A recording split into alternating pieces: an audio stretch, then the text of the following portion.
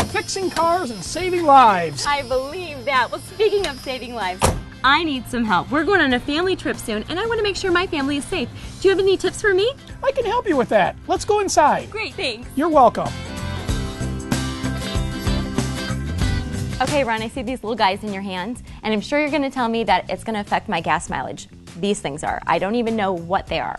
Melanie, this is what they call a spark plug for your engine. Seems easy, right? It does. It is very easy. But this little guy will rob you of up to 16% of your fuel mileage if he's not doing his job. And the job of a spark plug is basically to create the fire that ignites the gasoline in your engine. Okay. Over time, these spark plugs get weak and they put out less spark or less fire, and that's when it starts robbing you of fuel mileage.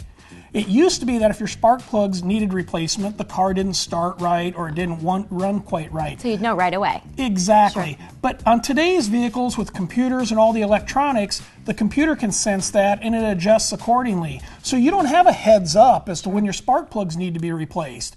But in the meantime, they're worn and you're going through a lot more gas than you should.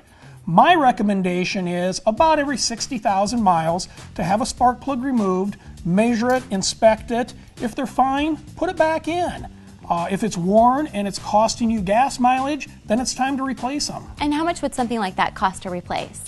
In today's world, spark plugs can be somewhere between $9 and $12 a piece. Okay. They used to be $1 or $2, but you replace them much more often. Sure. They're better made now. You know, I have to say this. You are going to save me all sorts of money because I'm not going to be spending money on gas, but I have a couple of other ideas of how I can spend my money. So thank you for that. You're welcome. Glad to help. Hey, Ron, I love the idea of a hybrid. You know I'm green, but I'm just not ready to buy a new car yet. So is there anything I can do to my car to make it hybridized? You know, we can all learn from the hybrid vehicles. It's not just the hybrid and the battery that allows them to give better fuel mileage. It's all the other things that go into the car. Hybrids use a low rolling resistance tire with the GreenX technology. The other thing that hybrids do is they don't sit and idle for long periods of time. So instead of leaving your car sit and run, turn it off, just like a hybrid. People that drive hybrids tend to accelerate more smoothly, they brake in advance. A lot of it has to do with the driving habits and all the other stuff surrounding the hybrid, not just the battery. So yes, there are things you can do to hybridize your car. I will do those. Thanks, Ron. So if someone wanted to get a hold of you, how would we do that?